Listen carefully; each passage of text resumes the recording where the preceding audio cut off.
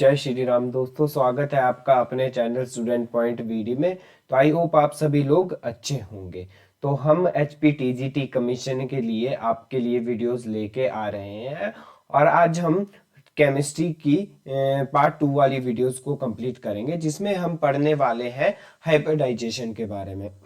तो आज हम हाइब्रिडाइजेशन के टॉपिक को कंप्लीट करेंगे। इससे पहले वाले पार्ट 1 में हमने केमिकल बॉन्डिंग्स के कुछ इंपॉर्टेंट पॉइंट्स किए थे। जैसा कि आपको प्रीवियस ईयर वीडियोस में आपने देखा होगा, हमने फजन रूल पढ़ा था, उससे भी आपको क्वेश्चन 100% आता है। उससे पहले हमने कोवलेंट करैक्टर, आयोनिक करैक्टर के बारे में पढ़ा था, वो भी बहुत ज्यादा इंपॉर्टेंट है। लैटिस एनर्जी के बारे में पढ़ा था, वो भी इंपॉर्टेंट है। तो आज की वीडियो हम शुरू करेंगे हाइब्रिडाइजेशन से, और ये हमारे पास केमिस्ट्री का चैप्टर नंबर 4 है, +1 क्लास का, और पार्ट 2 आज हम स्टार्ट करने वाले हैं। तो पार्ट 2 स्टार्ट करने से पहले मैं आपको ये बताऊंगा कि हमने कल प्रीवियस ईयर वीडियोस में हमने एक टेबल पढ़ा था। ठीक है दोस्तों, तो ये टेबल आपने प्रीवियस ईयर वीडियोस में पढ़ा था। आज हम इस टेबल के बारे में कुछ इंपॉर्टेंट चीजें पढ़ेंगे। जैसा कि आपको मैंने कल भी बताया था कि नंबर ऑफ बॉन्ड पेयर कितने हो, 2 हो, और लोन पेयर 1 हो, तो कौन सी शेप बनती है? वो शेप बनती है बेंट शेप। कौन सी शेप बनती है? बेंट शेप बनती है। अगर आपका bonding pair, number of bond pair कितने हो, 3 हो, और लोन पेयर 1 हो, तो शेप कौन सी बनती? Trigonal pyramidal. कौन सी शेप बनती दोस्तों? ट्राइगोनल पिरामिडल बनती है। तो ये शेप मैंने आपको लर्न करने के लिए बोला था। नेक्स्ट आपके पास बॉन्डिंग, अगर बॉन्ड पेयर 2 हो और लोन पेयर भी 2 हो, तो कौन सी शेप बनती है? बेंट शेप बनती है। कौन सी शेप बनती है? बेंट शेप बनती है ये भी। अगर आपके पास बॉन्ड पेयर 4 हो और लोन पेयर 1 हो, तो कौन सी शेप बनती है? सी सॉ शेप बनती है। कौन सी शेप बनती है? सी सॉ शेप बनती है। अगर आपके पास 3 बॉन्ड पेयर है, 2 लोन पेयर है, तो कौन सी शेप बनेगी? तो बनेगी शेप हमारे पास टी शेप बनेगी। ठीक है, और शेप मैंने यहाँ पे आपको बना रखी है दोस्तों। तो ये बहुत इंपॉर्टेंट है हाइब्रिडाइजेशन के लिए। अगर 5 बॉन्ड पेयर हो और 1 लोन पेयर, तो शेप बनती है स्क्वायर पिरामिड। स्पेयर कौन सी शेप, कौन सी बनती है? स्क्वायर पिरामिड बनती है। तो इस टेबल को आप अपने पास लिख ले और लर्न कर ले, बहुत इंपॉर्टेंट रहने वाला है। तो हम पढ़ेंगे हाइब्रिडाइजेशन के बारे में। तो सबसे पहले हम हाइब्रिडाइजेशन की डेफिनेशन पढ़ेंगे। हाइब्रिडाइजेशन होता क्या है? The process of intermixing the orbital of slightly different energy to redistribute their energy, resulting in the formation of new sort of orbitals of equivalent energy and shape. तो hybridisation क्या होता है दोस्तों कि अगर हमारे पास स्लाइटली डिफरेंस है हमारे पास ऑर्बिटल्स की एनर्जीज में, ऑर्बिटल्स की एनर्जी में क्या है? स्लाइटली डिफरेंस है, तो वो इस तरीके से अपनी एनर्जी को रीडिस्ट्रीब्यूट करते हैं ताकि जो नया सेट बने, न्यू सेट बने, उसकी एनर्जी प्रीवियस सेट के एनर्जी के बराबर हो जाए। ठीक है दोस्तों, एक बार मैं फिर से रिपीट करूंगा। हाइब्रिडाइजेशन होता क्या है कि अगर हमारे पास दो ऑर्बिटल्स की, अगर आप दो ऑर्बिटल्स को इंटरमिक्स करोगे और उनकी जो एनर्जी है उसमें स्लाइटली डिफरेंस होगा। क्या है दोस्तों? थोड़ा सा डिफरेंस होगा। तो जो नया सेट बनेगा हमारे पास ऑर्बिटल का, उसकी एनर्जी और जो प्रीवियस ईयर की एनर्जी थी वो क्या होगी? इक्वल होगी, या उनकी शेप भी क्या, उनकी कुछ शेप बनेगी। तो ये इस हाइब्रिडाइजेशन की हमारे पास डेफिनेशन है। एग्जाम पॉइंट ऑफ व्यू से बहुत इंपॉर्टेंट है, जैसे एचपी बोर्ड, सीबीएसई बोर्ड वालों के लिए ये हाइब्रिडाइजेशन की डेफिनेशन आ जाती है। इसकी हम कुछ कंडीशंस पढ़ेंगे। पहली कंडीशन हमारे पास क्या है कि only the orbital present in valence of atoms, valence यहाँ पे क्या होना था दोस्तों? वैलेंसी, सीई होना था spelling. Valency of atoms in hybridise, कि कौन से सिर्फ वैलेंस इलेक्ट्रॉन ही हाइब्रिडाइजेशन में पार्टिसिपेट करते। पहली बात ये। दूसरी बात, हाइब्रिडाइजेशन में हाफ फील्ड, फुली फील्ड और एम्प्टी ऑर्बिटल, तीनों ऑर्बिटल पार्टिसिपेट कर सकते हैं।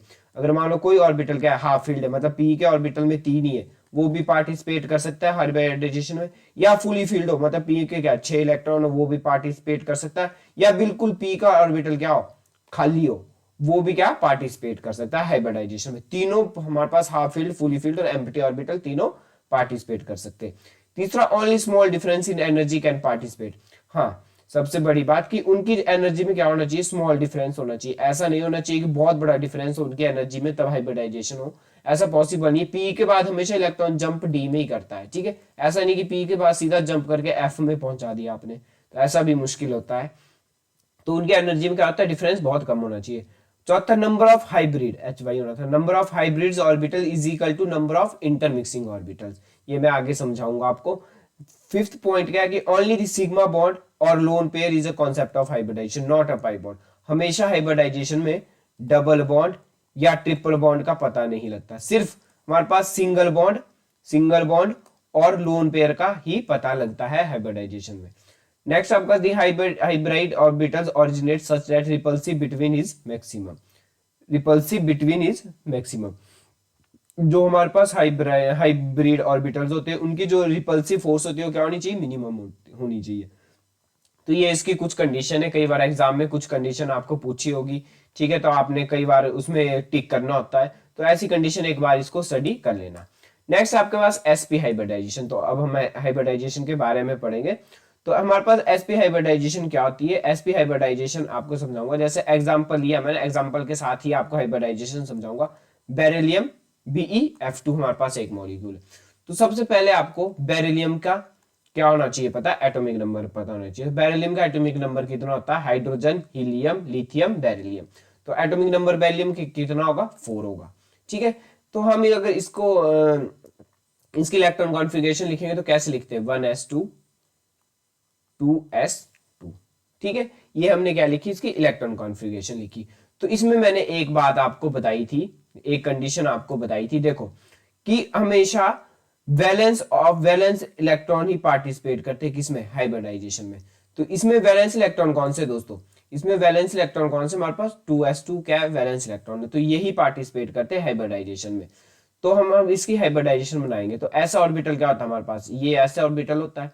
ये क्या होता है हमारे पास, पी ऑर्बिटल होता है। ये क्या होता है हमारे पास, टीपी ऑर्बिटल होता है, ठीक है। ये कौन सा ऑर्बिटल, एस ऑर्बिटल, ये कौन सा होता है, पी ऑर्बिटल होता है। तो हमारे पास एस ऑर्बिटल में यहाँ पे कितने इलेक्ट्रॉन है, 2 इलेक्ट्रॉन है। तो हम इसमें कितने भर देते हैं, 2 भर देंगे।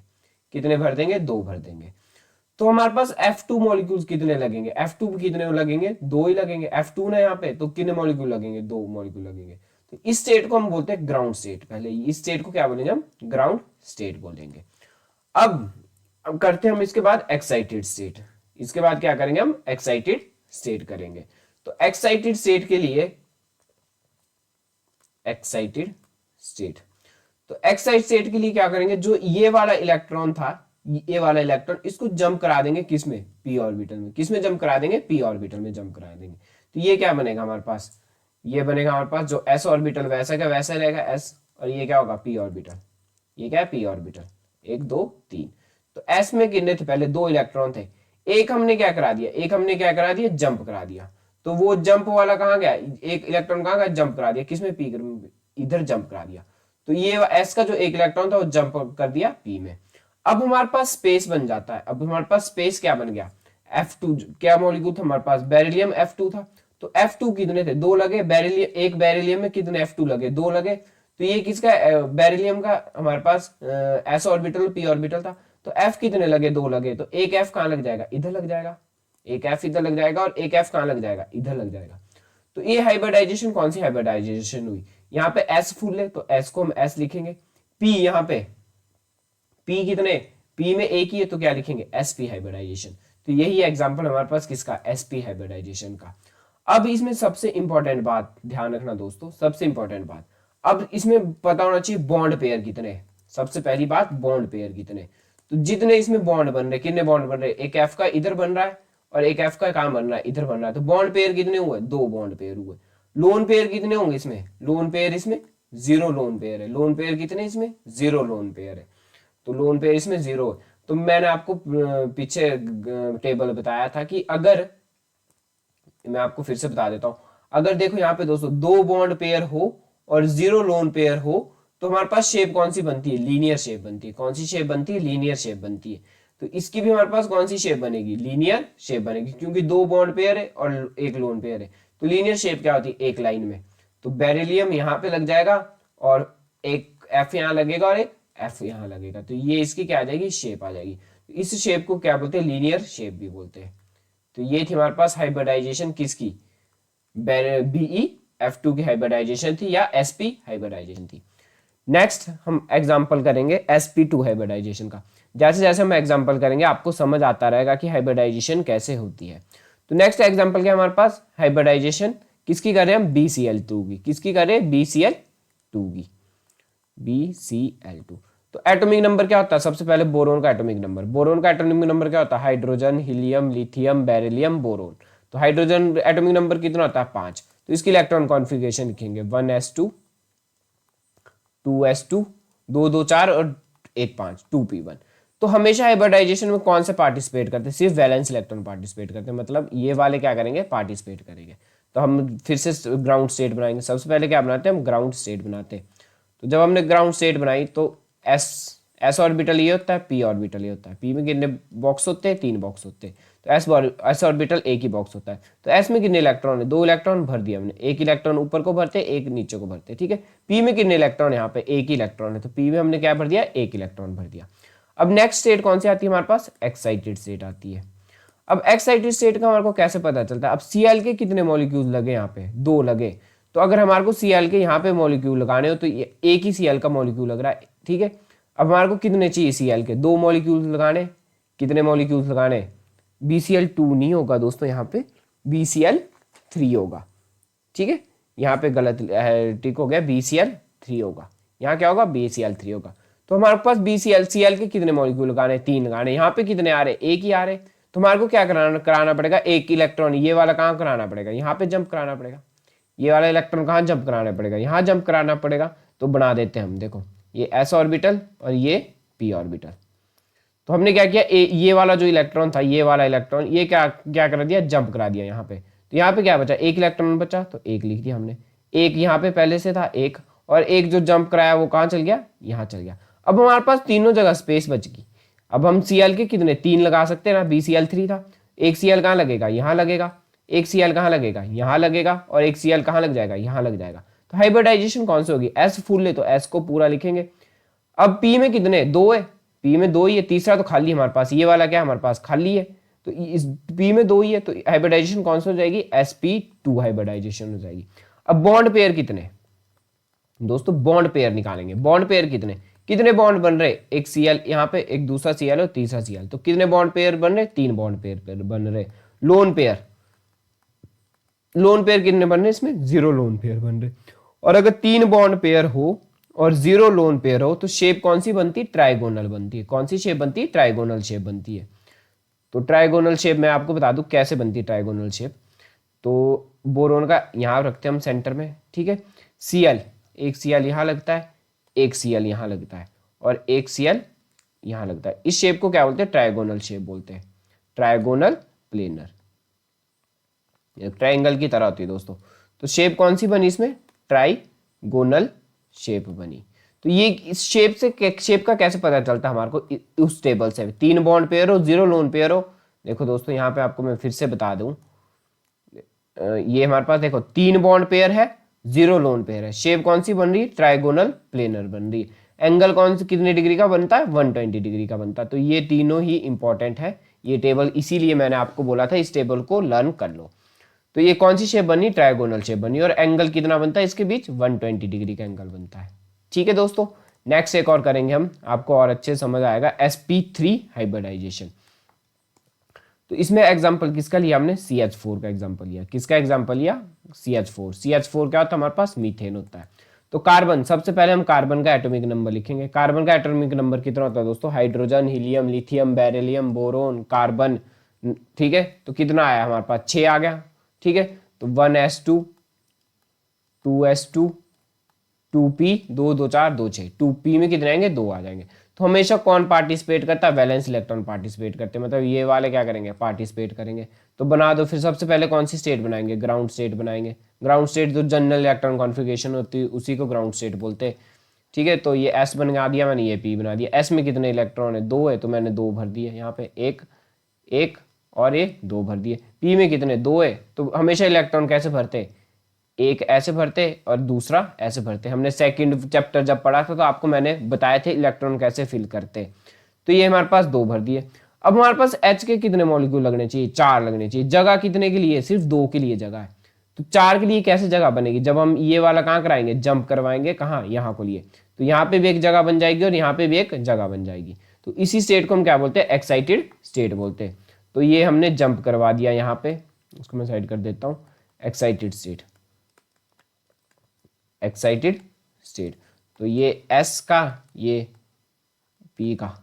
ठीक है, तो देखो दोस्तों यहाँ पे जब हमने ये वाला इलेक्ट्रॉन क्या करा दिया, जंप करवा दिया यहाँ पे, तो यहाँ पे कितना बचा, एक इलेक्ट्रॉन बचा, तो एक बना दिया हमने। ठीक है, यहाँ पे पहले से दो थे, यहाँ और यहाँ पहले से दो थे, तो मैंने एक दो बना दिए, एक और दो बना दिए। और जो हमने जंप कराया था वो कहाँ जंप कराया था, यहाँ जंप कराया था।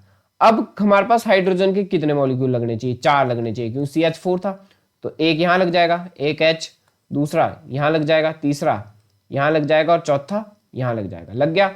अगर बॉन्ड पेयर 4 हो, बॉन्ड पेयर, अब कितने बॉन्ड पेयर, इसमें 4 बॉन्ड पेयर, तो 4 बॉन्ड पेयर हो, और लोन पेयर कितने, लोन पेयर हमारे पास कितने, 0 लोन पेयर हो, तो हमारे पास शेप कौन सी बनती है, टेट्राहीड्रल शेप बनती है। इसलिए मैंने आपको टेबल लर्न करने को बोला, और टेबल बहुत ज्यादा जरूरी है। तो टेट्राहीड्रल शेप क्या होती है दोस्तों, हमारे पास C, एक H यहाँ लगता है, एक H यहाँ लगता है, एक H यहाँ लगता है, एक H यहाँ लगता है। इस शेप को क्या बोलते हैं हम, टेट्राहीड्रल शेप बोलते हैं। इनको डॉटेड डॉटेड मिला देते हैं थोड़ा सा। इस शेप को क्या बोलते हैं हम, टेट्राहीड्रल शेप बोलते हैं। अगर बॉन्ड पेयर 4 हो, लोन पेयर 0 हो, तो शेप कौन सी बनती है, टेट्राहीड्रल शेप बनती है। हाइब्रिडाइजेशन क्या होगी दोस्तों, यहाँ पे हाइब्रिडाइजेशन क्या होगी, अब S भी क्या है हमारे पास, S क्या है, फुल है, P में क्या है, तीनों फुल है, तो हाइब्रिडाइजेशन क्या हो जाएगी हमारे पास, sp3 हाइब्रिडाइजेशन होगी। हाइब्रिडाइजेशन कौन सी हो जाएगी, sp3 हाइब्रिडाइजेशन हो जाएगी। नेक्स्ट है आपके पास अमोनिया वाला। ठीक है, जितने एग्जाम्पल करेंगे उतना ही आपके लिए अच्छा होगा। तो एटॉमिक नाइट्रोजन की पहले इलेक्ट्रॉन कॉन्फ़िगरेशन लिखेंगे, क्या होती है, 1s2 2s2 2p3 3 2 5 2 7। Atomic number कितना होता है इसका, 7 होता है। वैलेंस इलेक्ट्रॉन कौन से, ये वाले वैलेंस इलेक्ट्रॉन है, तो बना दो फिर से ग्राउंड स्टेट, s फिर से p, s में कितने, 2 है, तो बना दिया मैंने एक और एक दूसरा बना दिया। p में कितने, 3, तो पहला यहाँ भरेगा, दूसरा यहाँ भरेगा, तीसरा यहाँ भरेगा। ठीक है, अब H के कितने यहाँ पे, 3 है, H के कितने यहाँ पे, 3 है। ये दोस्तों बड़े ध्यान से देखना, तो तीनों के लिए यहाँ पे क्या, पहले से जगह है, तीनों के लिए जगह है ना, यहाँ पे यहाँ पे एक H आ सकता है, यहाँ पे भी H आ सकता है, यहाँ पे भी H आ सकता है, तो यहाँ पे इसको एक्साइटेड स्टेट करने की जरूरत ही नहीं है। ठीक है, तो ग्राउंड अब लिखेंगे हम एक्साइटेड स्टेट। तो एक्साइटेड स्टेट में क्या होगा, S में दोनों के दोनों फुल रहेंगे, P में एक यहाँ पे, दूसरा यहाँ पे, तीसरा यहाँ पे। अब 3 जगह है यहाँ पे खाली, और 3 ही H भी कितने, 3 ही है, तो यहाँ पे भर देंगे हम H, एक H यहाँ भर दिया, एक H यहाँ भर दिया, और एक H यहाँ भर दिया। ठीक है, अब दोस्तों जो हमारे पास बॉन्ड फॉर्मेशन में पार्टिसिपेट नहीं करते उन्हें हम लोन पेयर बोलते हैं। ध्यान से सुनना दोस्तों, क्या बोला मैंने, कि जो बॉन्ड फॉर्मेशन में पार्टिसिपेट नहीं करते उनको क्या बोलते हैं हम, लोन पेयर बोलते हैं। जैसे ये वाले, इन्होंने बॉन्ड तो बनाया नहीं, बॉन्ड तो बनाया नहीं, जैसे इन्होंने H के साथ बॉन्ड बनाया, इसने तो किसी के साथ बॉन्ड नहीं बनाया। ठीक है, तो इनको क्या बोलते हैं हम, लोन पेयर बोलते हैं। इनको क्या बोलते हैं हम, लोन पेयर बोलते हैं। अब बताओ मेरे को बॉन्ड पेयर कितने हुए दोस्तों इसमें, बॉन्ड पेयर कितने हुए इसमें, बॉन्ड पेयर जो ये वाले बॉन्ड होते हैं जिन्होंने बॉन्ड बनाया, तो बॉन्ड पेयर कितने हुए इसमें, 3। और लोन पेयर कितने हुए इसमें, जिन्होंने बॉन्ड नहीं बनाया। तो किन्होंने बॉन्ड नहीं बनाया, एस ऑर्बिटल वाले ने बॉन्ड नहीं बनाया, तो लोन पेयर कितने होंगे इसमें, एक लोन पेयर होगा। तो अगर 3 बॉन्ड पेयर है और एक लोन पेयर है, तो शेप कौन सी बनती है, हमेशा पिरामिडल शेप बनती है। कौन सी शेप बनती है, पिरामिडल शेप बनती है। दोस्तों टेबल तभी मैं आपको लर्न के लिए बोलता हूँ, टेबल बहुत ज्यादा इंपॉर्टेंट है।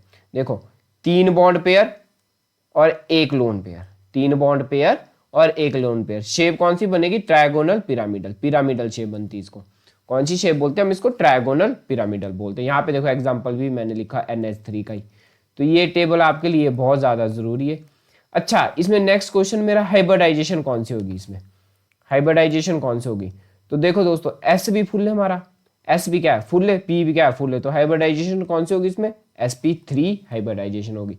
शेप कौन सी बनेगी, ट्रायगोनल, शेप कौन सी बनेगी, ट्रायगोनल पिरामिडल शेप बनेगी। तो ट्रायगोनल पिरामिडल शेप क्या होती है दोस्तों, ध्यान से देखना आपने, अमोनिया सेंटर में, ठीक है, एक H यहाँ पे, एक H यहाँ पे, और एक H यहाँ पे, और जो लोन पेयर बना उसको हम ऐसे दर्शाते हैं यहाँ पे, इसको क्या बोलते हैं हम, लोन पेयर बनता है। जो ये वाला S ऑर्बिटल का बच्चा था यहाँ पे, इसको क्या बोलते हैं हम, लोन पेयर बोलते हैं। तो लोन पेयर को हम ऐसे दर्शाते बनते, तो ये इसकी शेप बन गई NH3 की। और एंगल कितना होता है, पहले अगर लोन पेयर नहीं होता था, CH4 वाले में देखा था एंगल कितना था, 120, तो इसमें एंगल कितना होता है, एंगल होता है इसमें 107 डिग्री एंगल होता है। ये भी इंपॉर्टेंट है, कई बार एंगल आपको पूछ देते हैं। ठीक है, तो कितना एंगल बना, 107 डिग्री एंगल बना। नेक्स्ट है आपका H2O की, ठीक है दोस्तों, H2O की, ये तो आप खुद भी कर लोगे, चलो ये वाली मैं करा देता हूं आपको, नेक्स्ट आप खुद करोगे, नेक्स्ट एग्जांपल। तो H2O ऑक्सीजन की पहले हम क्या लिखेंगे, इलेक्ट्रॉन कॉन्फ़िगरेशन लिखेंगे। तो ऑक्सीजन की क्या होती है, 1s2 2s2 2p4।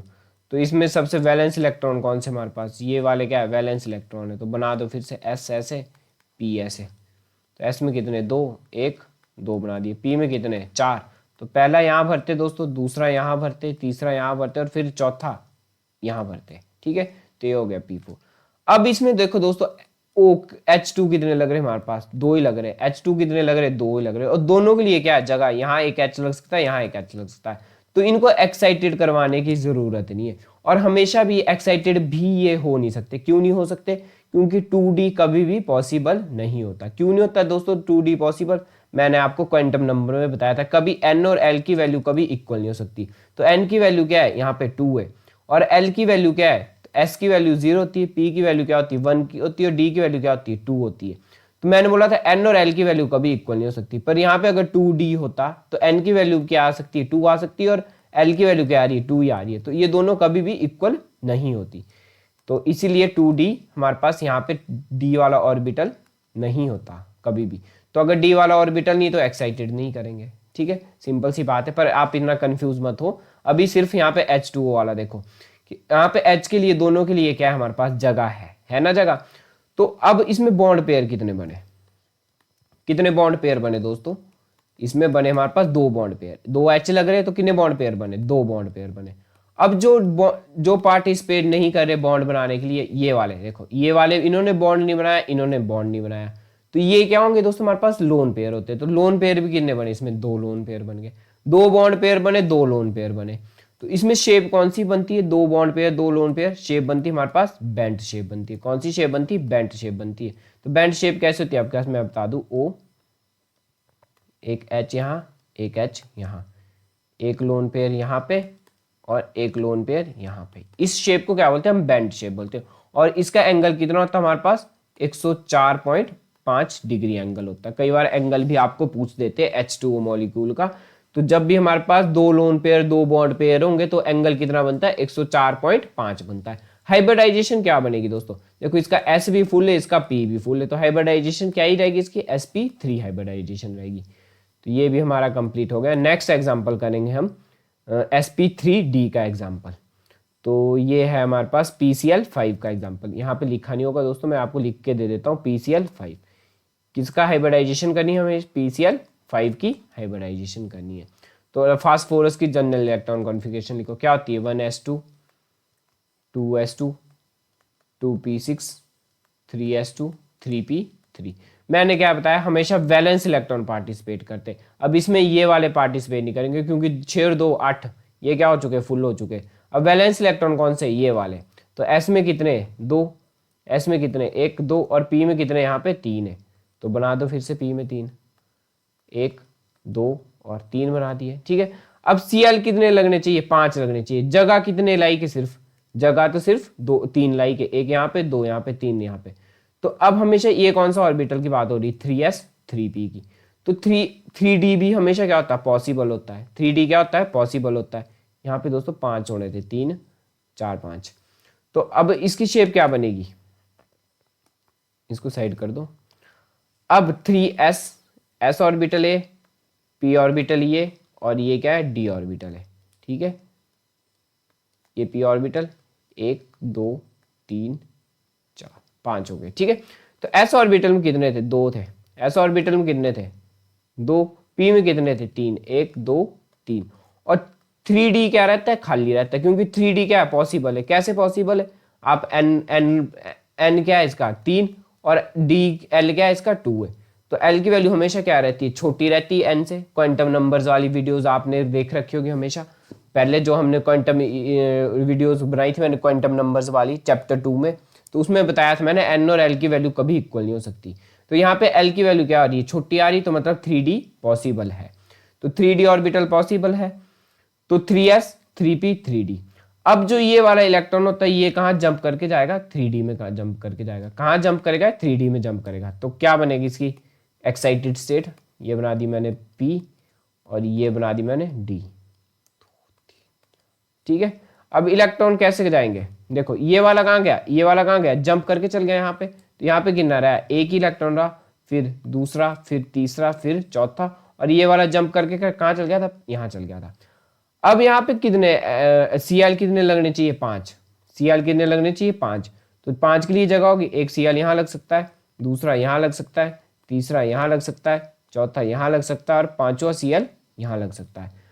अब ये बन गए, अब बॉन्ड पेयर कितने बने इसमें, बॉन्ड पेयर कितने बने, यहाँ पे दोस्तों यहाँ पे गलत लिखा है, बॉन्ड पेयर कितने बने, 5। और लोन पेयर कितने बने इसमें, लोन पेयर बने इसमें 0। तो 5 बॉन्ड पेयर और लोन पेयर 0 है। तो शेप कौन सी होती है दोस्तों, 5 बॉन्ड पेयर और लोन पेयर 0। तो आपको मैं टेबल फिर से बता देता हूँ, तो टेबल इसलिए बोलता हूँ मैं, लर्न कर लो।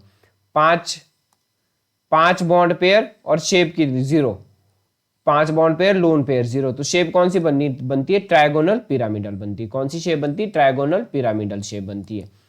तो बनाएंगे हम ट्रायगोनल पिरामिडल शेप।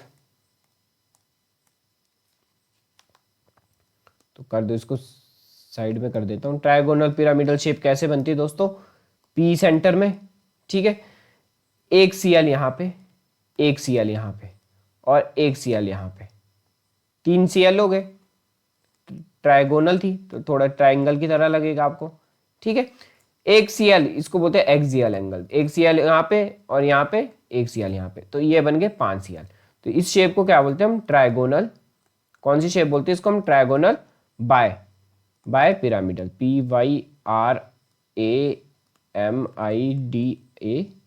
स्पेलिंग देख लेना, ट्रायगोनल बाय पिरामिडल। हाइब्रिडाइजेशन कौन सी होगी दोस्तों, देखो S फुल है, S क्या है, फुल है, तो हाइब्रिडाइजेशन S।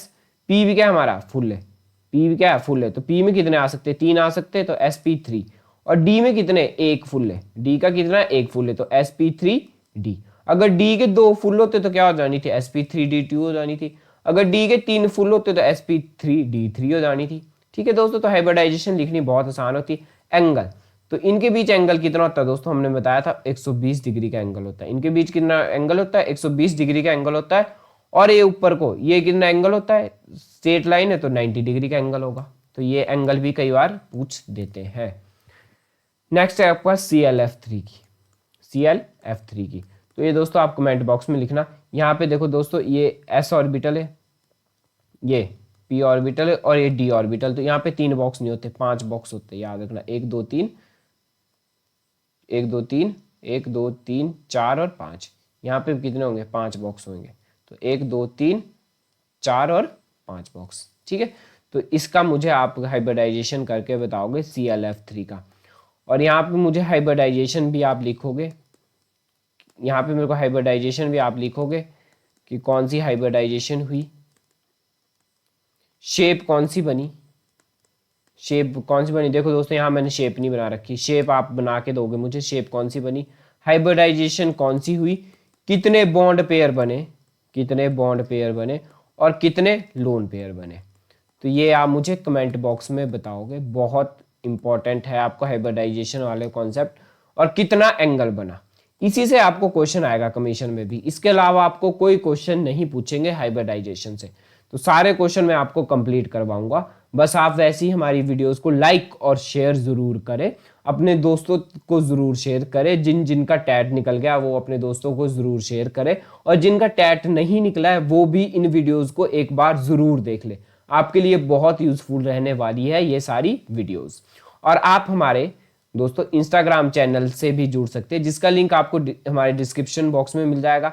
अब हमने आपको व्हाट्सएप चैनल भी क्रिएट कर दिया, आप हमारे व्हाट्सएप चैनल से भी जुड़ सकते हैं। कोई भी आपको क्वेरीज हो, कुछ भी आपको हमारे पढ़ाई से रिलेटेड पूछना हो, तो आप हमारे व्हाट्सएप चैनल से जुड़ सकते हैं, इंस्टाग्राम चैनल से जुड़ सकते हैं, टेलीग्राम चैनल से जुड़ सकते हैं, जहां हम आपको PDF प्रोवाइड करवाएंगे। ठीक है, आप टेलीग्राम चैनल से जुड़ सकते हैं।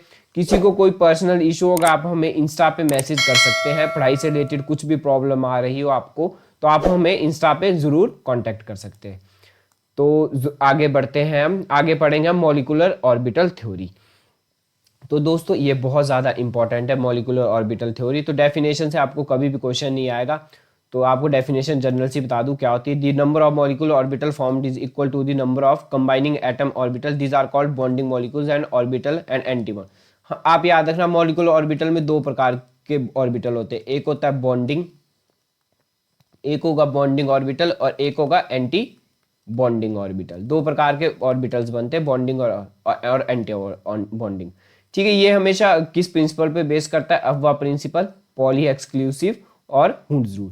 तो ये तीनों प्रिंसिपल हमने चैप्टर 2 में पढ़ रखे। मॉलिक्यूलर ऑर्बिटल हमेशा किस पे डिपेंड करता है, वेव फंक्शन में। ये दोस्तों इंपॉर्टेंट है, किस पे डिपेंड करता है, वेव फंक्शन में डिपेंड करता है।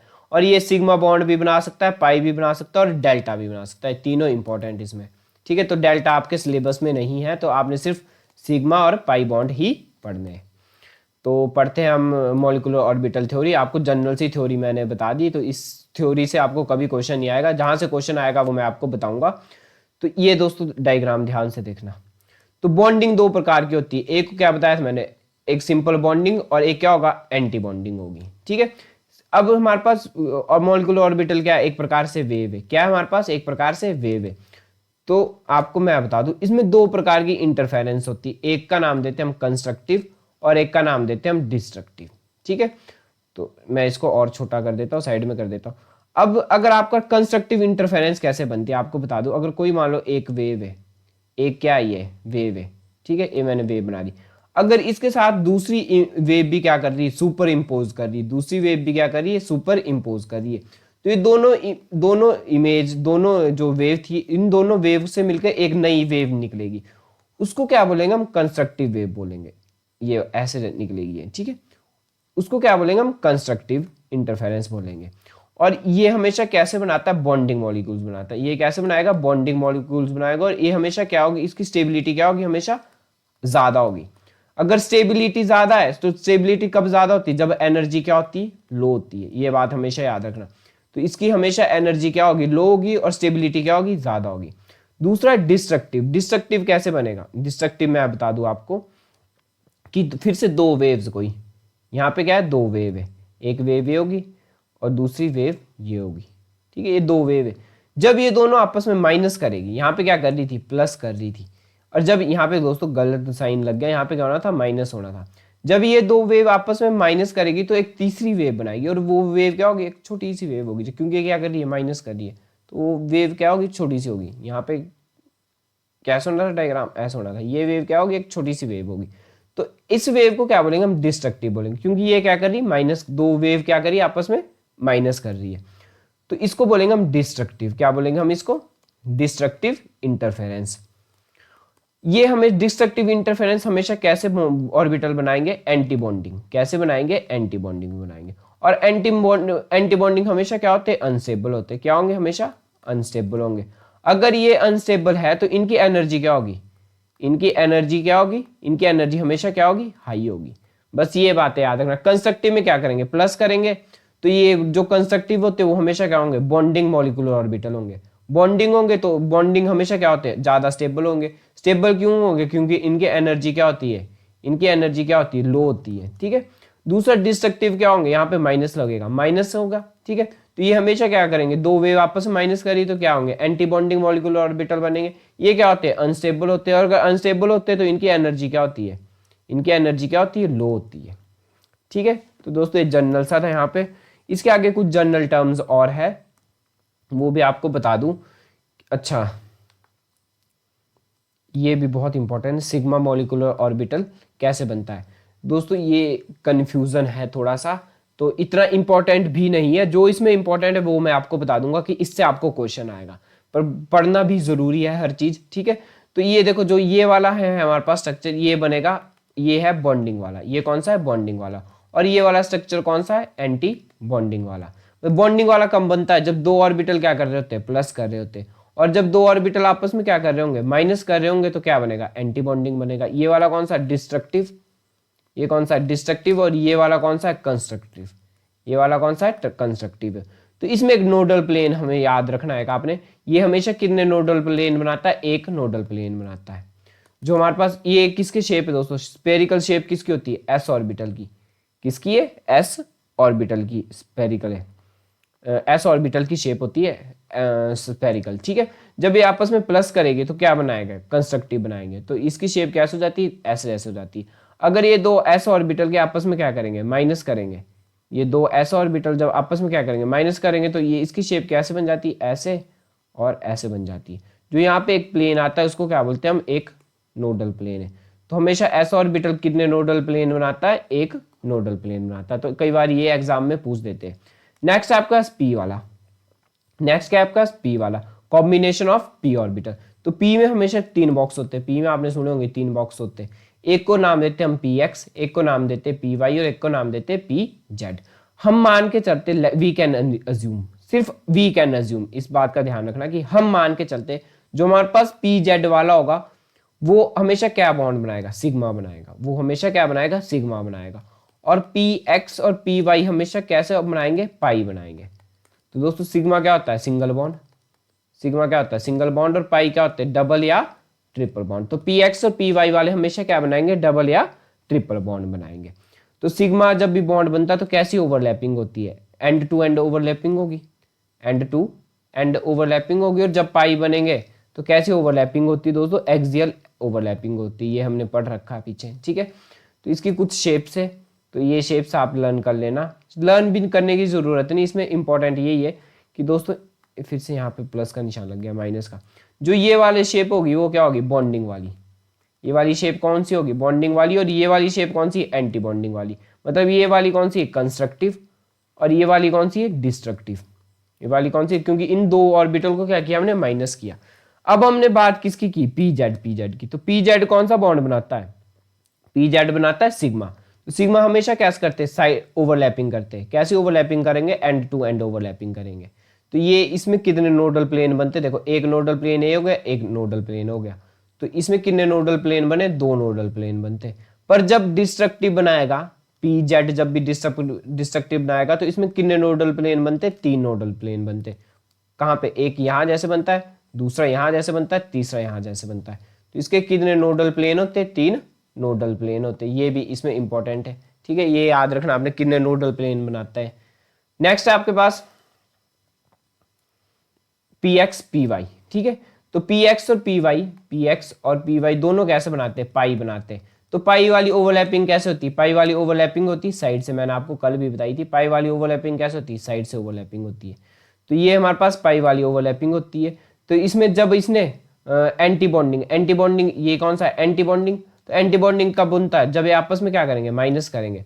और बॉन्डिंग कब बनते हैं, जब ये आपस में क्या करेंगे, प्लस करेंगे। मतलब ऊपर वाले माइनस कर रहे हैं और नीचे वाले क्या करेंगे, प्लस करेंगे। तो किसकी एनर्जी ज्यादा होगी, अच्छा कौन ज्यादा स्टेबल होता है, तो बॉन्डिंग वाला क्या होता है, ज्यादा स्टेबल होता है। और एंटी बॉन्डिंग वाला क्या होता है, अनस्टेबल होता है। मतलब इसकी एनर्जी क्या होती है, हमेशा हाई होती है, इसलिए हमने क्या ऊपरली साइड को बनाया। और इसकी एनर्जी क्या रहती है, हमेशा कम रहती है। इसकी एनर्जी क्या रहती है, हमेशा कम रहती है, इसलिए मैंने नीचे वाली साइड को बनाया, ठीक है। बस ये इसमें इंपॉर्टेंट है। नोडल प्लेन इसमें कितने होते हैं ये भी मैं आपको बता देता हूँ।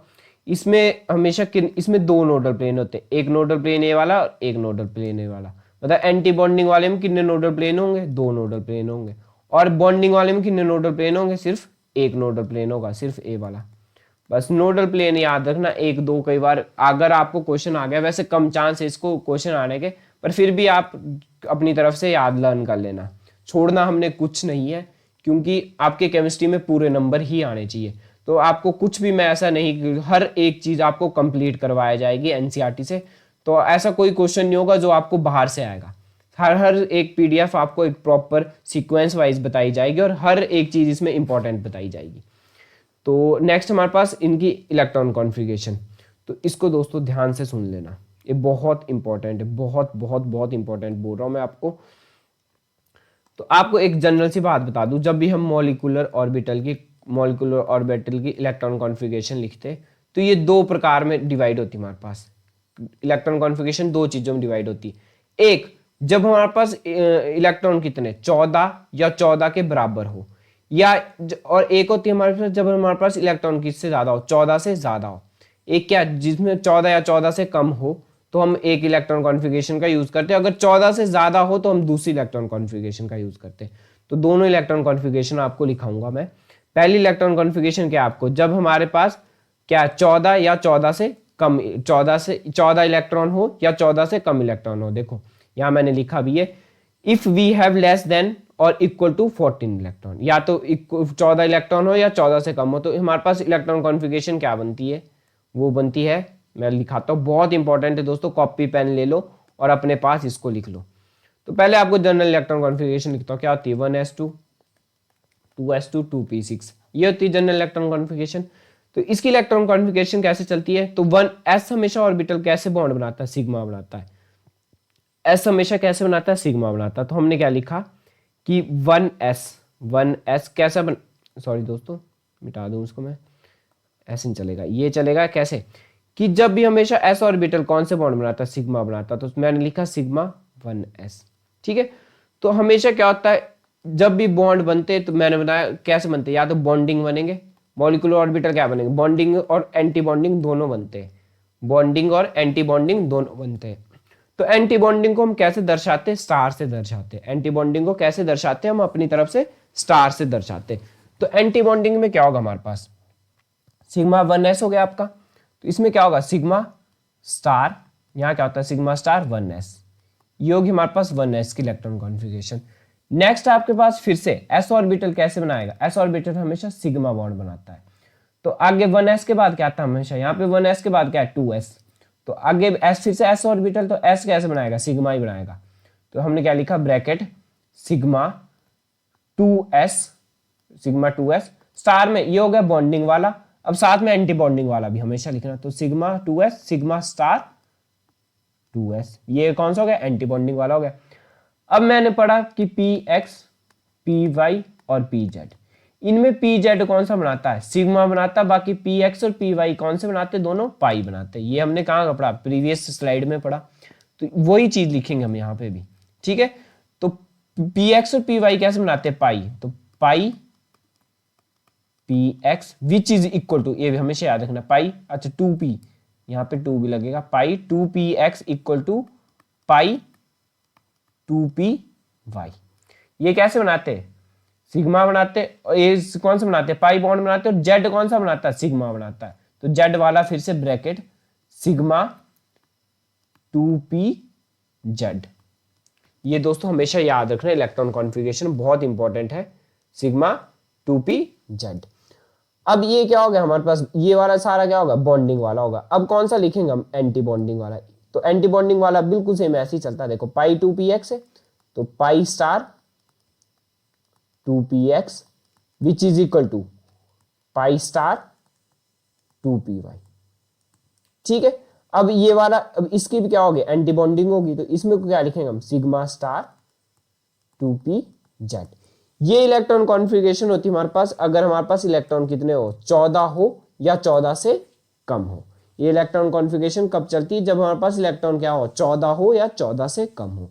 क्या इलेक्ट्रॉन कॉन्फ़िगरेशन दोस्तों, sigma 1s sigma star 1s, sigma 2s sigma star 2s। अब पाई जो पी वाले होते हैं वो क्या, px py कौन से बनाते हैं, पाई बनाते हैं, तो मैंने क्या लिखा पाई 2px पाई 2py, सिग्मा 2pz, pz जो कौन सा बनाता है, सिग्मा बनाता है, तो सिग्मा 2pz। अब इसके हम एंटी बॉन्डिंग वाले लिखे, तो एंटी बॉन्डिंग वाले क्या हुए, pi star 2px equal to pi star 2py, और साथ में सिग्मा स्टार 2pz। तो ये इलेक्ट्रॉन कॉन्फ़िगरेशन दोस्तों लर्न करना वेरी वेरी वेरी इंपॉर्टेंट है, इससे आपको क्वेश्चन देखने को मिलेगा ही मिलेगा 100%। ठीक है, तो नेक्स्ट आपके पास बॉन्ड ऑर्डर। बॉन्ड ऑर्डर कैसे निकालते हैं हम, बॉन्ड ऑर्डर निकालते हैं हम कितने, number of electron in bonding, याद रखना number of electron in bonding, number of electron in bonding minus number of electron in anti bonding.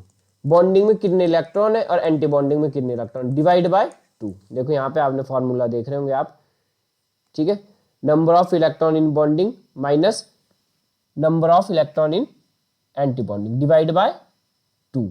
ठीक है, तो ये क्या बन जाता है हमारे पास, NB माइनस NA अपॉन 2। अब बॉन्ड ऑर्डर, जिसका बॉन्ड ऑर्डर ज्यादा होगा दोस्तों, कंफ्यूज मत हो इन चीजों में, आप एक बार ध्यान से इसको वीडियो को देख लो, आपको हर एक कॉन्सेप्ट क्लियर हो जाएंगे। जिसका बॉन्ड ऑर्डर ज्यादा होगा, जिसका बॉन्ड ऑर्डर ज्यादा होगा उसकी स्टेबिलिटी ज़्यादा होगी, उसकी स्टेबिलिटी ज़्यादा होगी। अब हम एग्जाम्पल करेंगे, एग्जाम्पल से आपको हर एक क्वेश्चन समझ आ जाएगा, ठीक है। तो एग्जाम्पल, पहला एग्जाम्पल हमारे पास H2 मॉलिक्यूल्स का, पहला एग्जाम्पल किसका है, H2 मॉलिक्यूल्स का। ध्यान से देखना दोस्तों, पहला मॉलिक्यूल कौन सा है, H2 मॉलिक्यूल्स का।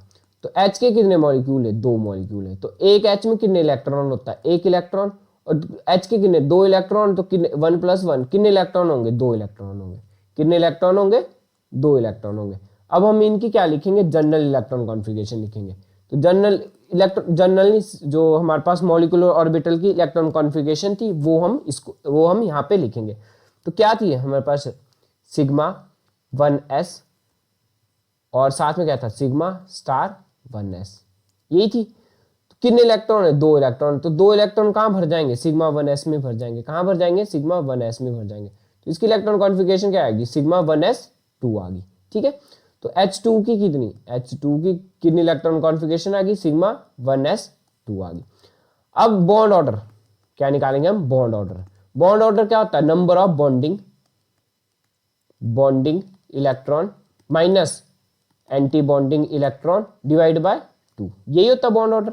तो इसमें बॉन्डिंग इलेक्ट्रॉन कितने, बॉन्डिंग इलेक्ट्रॉन तो हमारे पास 2 है। एंटी बॉन्डिंग क्या होता है, जो स्टार वाले होते हैं, स्टार वाले कितने, 0 है। तो क्या होगा ये 2 - 0 डिवाइड बाय 2, तो क्या हो जाएगा 2/2 डिवाइड कितना आ जाएगा 1। तो इसका बॉन्ड ऑर्डर कितना आ गया, 1 आ गया। बॉन्ड ऑर्डर कितना आ गया इसका, 1 आ गया।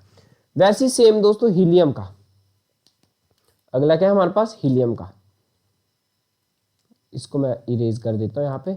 अगला क्या है आपके पास, हीलियम का। तो हीलियम 2 का आप निकालो, जल्दी से कॉपी पेन निकालो, हीलियम 2 का निकालो, He2 का। तो पहले कितने इलेक्ट्रॉन होंगे इसमें, हीलियम में कितने होते हैं, 2। तो He कितने, हमेशा 2 मॉलिक्यूल है यहाँ पे, He के कितने, 2। तो कितने इलेक्ट्रॉन होंगे, टोटल 4 इलेक्ट्रॉन होंगे। इस बात का ध्यान रखना, 2 लगा तो कितने इलेक्ट्रॉन होंगे, 4 इलेक्ट्रॉन होंगे। क्योंकि हीलियम के कितने एटम है, 2 एटम है। तो हीलियम एक एटम में कितने इलेक्ट्रॉन होते हैं, 2। तो 2 एटमों में कितने होंगे, 4 इलेक्ट्रॉन। तो बस भर दो इसकी इलेक्ट्रॉन कॉन्फ़िगरेशन। इलेक्ट्रॉन कॉन्फ़िगरेशन क्या होती है, सिग्मा 1s साथ में सिग्मा स्टार 1s, ठीक है। तो इसमें भर दो, 1s में कितने आएंगे, 2 इलेक्ट्रॉन इसमें आ जाएंगे, 2 इसमें आ जाएंगे, ठीक है। कितने हो गए, 4 हो गए।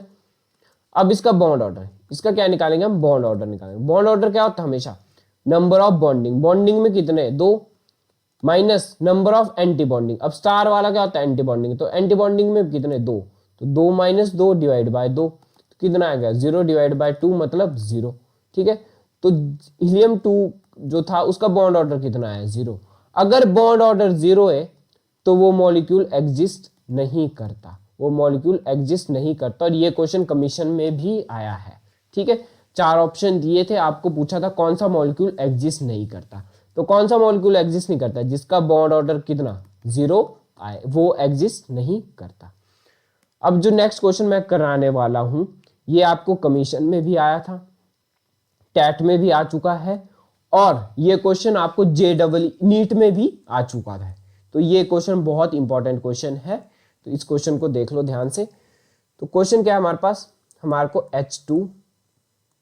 H2 प्लस और H2 नेगेटिव, इन सब का बॉन्ड ऑर्डर निकालना है। इन सब का क्या निकालना है, बॉन्ड ऑर्डर निकालना है। तो सबसे पहले आपको पता होना चाहिए H2 में कितने इलेक्ट्रॉन होंगे, 2। क्योंकि एक हाइड्रोजन में कितने इलेक्ट्रॉन होते हैं, 1। तो हाइड्रोजन कितने, 2 है। तो कितने टोटल इलेक्ट्रॉन कितने होंगे, 2 इलेक्ट्रॉन होंगे।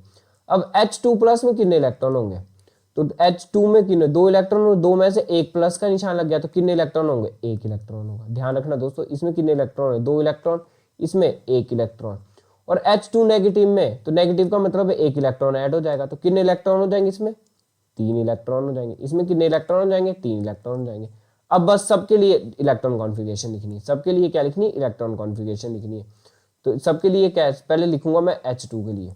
तो H2 के लिए क्या होगी, सिग्मा 1s2 हो जाएगी, ठीक है। क्योंकि देखो 2 इलेक्ट्रॉन तो दोनों भर गए। अब H2 प्लस के लिए क्या हो जाएगी, सिग्मा 1s1 हो जाएगी, ठीक है। और H2 नेगेटिव के लिए क्या हो जाएगी, सिग्मा 1s2 साथ में सिग्मा स्टार 1s1 हो जाएगी। क्योंकि कितने इलेक्ट्रॉन है, 3 इलेक्ट्रॉन है। तो 2 ए वाले हो गए और 1 ये वाला हो गया, 3 इलेक्ट्रॉन, ठीक है। अब इनकी हमने क्या लिख ली, इलेक्ट्रॉन कॉन्फ़िगरेशन लिख ली। नेक्स्ट आपका bond order.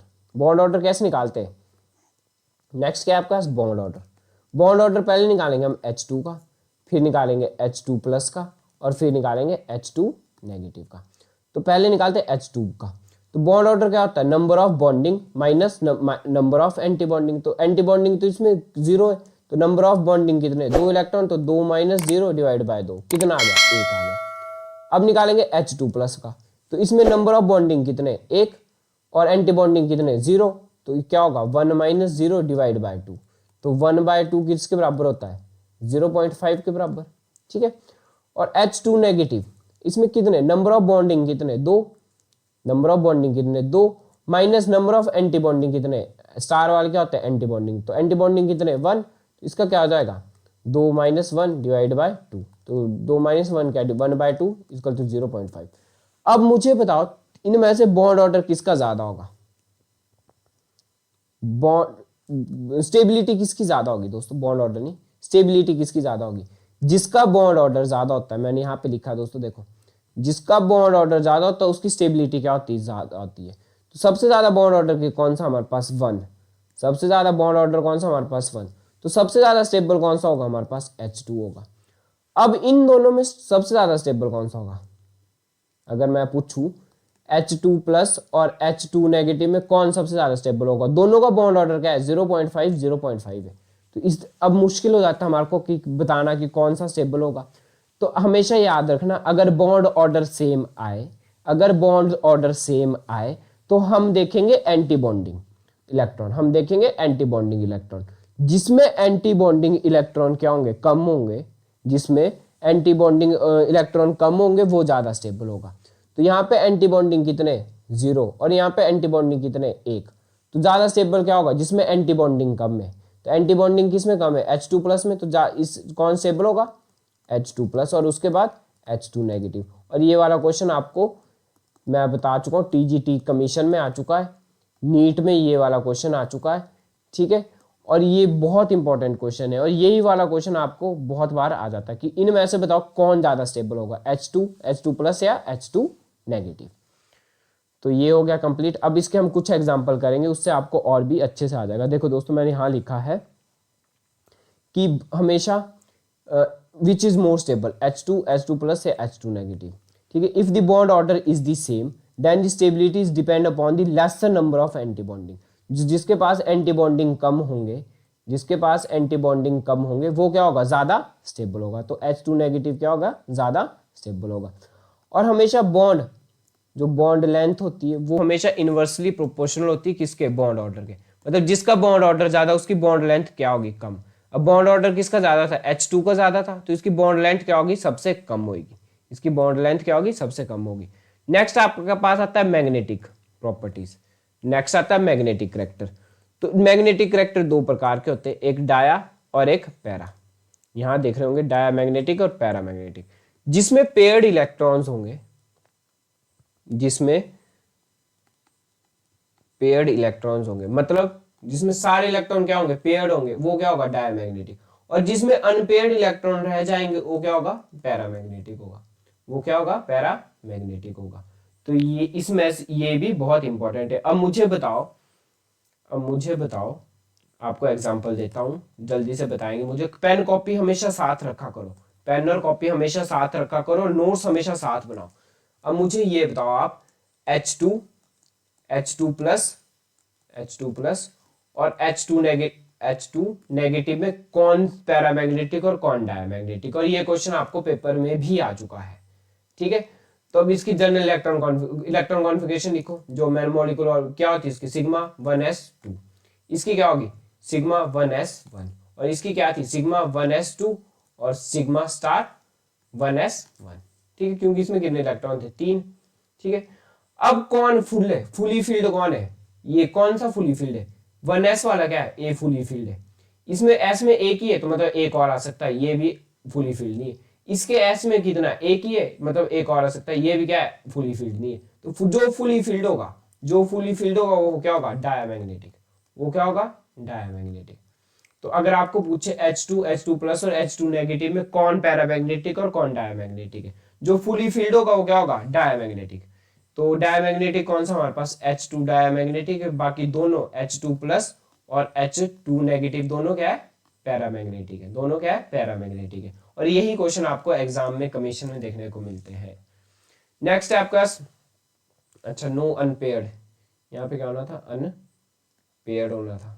No unpaired electron diamagnetic, unpaired electron paramagnetic. एक अनपेयर्ड इलेक्ट्रॉन है क्योंकि एक है खाली यहाँ पे H2 नेगेटिव में, यहाँ पे भी एक अनपेयर्ड इलेक्ट्रॉन, तो ये क्या है अनपेयर्ड पैरामैग्नेटिक है। सिर्फ डायमैग्नेटिक कौन सा होगा, यहाँ पे दोस्तों H2 गलत है, यहाँ पे लिखा है ठीक है। यहाँ पे मैं आपको बता दूं, यहाँ पे साइन नहीं होना था, ये वाला प्लस का साइन नहीं यहाँ पे, ठीक है। यहाँ पे क्या है H2 सिंपल, तो H2 वाला क्या होगा डायमैग्नेटिक होगा, H2 नेगेटिव वाला पैरामैग्नेटिक, और H2 यहाँ पे क्या है H2 पॉजिटिव होना था, H2 पॉजिटिव वाला भी क्या है पैरामैग्नेटिक है। तो नेक्स्ट है आपके पास बेरिलियम Be2। तो जल्दी से आप कॉपी पेन उठाओ और जल्दी से करो, मैं आपको सिर्फ 2-3 करवाऊंगा, उसके बाद आपको जितने भी एग्जांपल है आप खुद करोगे, ठीक है। तो नेक्स्ट क्या आपका बेरिलियम 2 Be2। तो बेरिलियम में कितने इलेक्ट्रॉन होते हैं पहले तो आपको बोलना है। बेरिलियम का एटॉमिक नंबर कितना होता है, हाइड्रोजन हीलियम लिथियम बेरिलियम कितना होता है 4। तो बेरिलियम के 2 एटम है तो टोटल इलेक्ट्रॉन कितने होंगे 8 इलेक्ट्रॉन, क्योंकि यहाँ क्या लगा 2 लगा है, तो बेरिलियम के 2 एटम है तो कितने टोटल इलेक्ट्रॉन कितने होंगे 8 इलेक्ट्रॉन। तो बस इलेक्ट्रॉन कॉन्फ़िगरेशन लिखनी है। इलेक्ट्रॉन कॉन्फ़िगरेशन कैसे लिखो, सिग्मा 1s फिर सिग्मा स्टार 1s, ठीक है। बस 2 इसमें भर दो, 2 इसमें भर दो, कितने हो गए 4 हो गए। उसके बाद क्या आता है सिग्मा 2s, उसके बाद सिग्मा स्टार 2s, 2 2 4, 2 इसमें भर दो 6, 2 इसमें भर दो 8, ठीक है ये भर गए। अब ये क्या है Be2 क्या है, पहले तो इसके आपको पता होना चाहिए चारों फुली फील्ड है, ये वाला फुली फील्ड है, ये वाला फुली फील्ड है, ये वाला फुली फील्ड है, ये वाला फुली फील्ड है। तो ये नेचर में कैसा है डायमैग्नेटिक, नेचर में कैसा है डायमैग्नेटिक। अब इसका निकालना आपको बॉन्ड ऑर्डर, क्या निकालना है बॉन्ड ऑर्डर। बॉन्ड ऑर्डर क्या होता है bonding, bonding electron minus anti bonding electron divide by 2। तो बॉन्डिंग कितने इसमें ध्यान से देखना दोस्तों, बॉन्डिंग कितने, बॉन्डिंग होते हैं जो सिंपल होते हैं और एंटी बॉन्डिंग होते हैं जो स्टार वाले होंगे। तो ये वाला क्या है बॉन्डिंग सिंपल है और ये वाला क्या है सिंपल है। तो बॉन्डिंग कितने इलेक्ट्रॉन है 4, बॉन्डिंग कितने 4, और एंटी बॉन्डिंग कौन से होते हैं जो स्टार वाले, एक ये स्टार वाला है तो 2 इसके पास है, एक ये स्टार वाला है तो इसमें कितने 2 है। तो 4 माइनस 4 डिवाइड बाय 2 तो कितना आएगा 0 डिवाइड बाय 2 कितना आएगा 0। तो जब भी 0 आता है तो वो क्या करता है एग्जिस्ट नहीं करता, तो इसलिए बेरिलियम 2 कभी भी एग्जिस्ट नहीं करता है। नेक्स्ट है आपका बोरोन 2 का, इसका आप जल्दी से बताएंगे, मैग्नेटिक नेचर भी बताएंगे और बॉन्ड ऑर्डर बनाएंगे। तो बोरोन 2 का कितना बेरिलियम बोरोन टोटल इलेक्ट्रॉन कितने होंगे बोरोन में, बोरोन 2 में कितने होंगे 10 इलेक्ट्रॉन होंगे, कितने होंगे 10 इलेक्ट्रॉन होंगे। तो इलेक्ट्रॉन कॉन्फ़िगरेशन लिखो क्या होगी, पहले sigma 1s sigma star 1s, ठीक है। तो 2 इसमें भर जाएंगे, 2 इसमें भर जाएंगे, फिर सिग्मा 2s फिर सिग्मा स्टार 2s, तो 2 इसमें भर गए, 2 इसमें भर गए, 2 2 2 4 2 6 2 8 हो गए। अब दोस्तों कैसे भरेंगे याद रखना, पाई इसको ध्यान से रखना 2px equal to pi 2py। इसमें इलेक्ट्रॉन कैसे भरते हैं 8 तो इलेक्ट्रॉन भर गए, बचे कितने 2। तो हमेशा ऐसे मत भर देना कि 2 यहां पे भर दिए 10 हो गए, ऐसे नहीं होगा कभी नहीं। हमेशा क्या होगा, मिटा दूं मैं, वो 2 भी मिट गया, ठीक है। हमेशा क्या होगा कि 2px था, एक इलेक्ट्रॉन यहां भरेंगे, पहले एक इलेक्ट्रॉन यहां भरेंगे और एक यहां भरेंगे। अब हो गए 10, कितने हो गए 10 हो गए दोस्तों, 10 इलेक्ट्रॉन होते हैं ना बोरोन 2 में, 2 2 4 2 6 2 8 1 9 और एक 10 इलेक्ट्रॉन हो गए। तो इसके अब आपने क्या लिखना है बॉन्ड ऑर्डर निकालना है, क्या निकालना है बॉन्ड ऑर्डर निकालना है। तो बॉन्ड ऑर्डर कैसे निकालता है, bonding bonding orbital minus anti bonding divide by 2। तो शॉर्ट फॉर्म में लिख रहा हूं, तो बॉन्डिंग वाले कितने, बॉन्डिंग वाला ये वाला 2, ये वाला बॉन्डिंग 4, ए वाले बॉन्डिंग है 5, ये वाले बॉन्डिंग है 6। तो 6 माइनस एंटी बॉन्डिंग कितने, ये वाला एंटी बॉन्डिंग है 2 और ये वाला एंटी बॉन्डिंग है 4। तो एंटी बॉन्डिंग कितने 6 माइनस 4 डिवाइड बाय 2 कितना आ गया, 2 डिवाइड बाय 2 कितना आ गया 1 आ गया।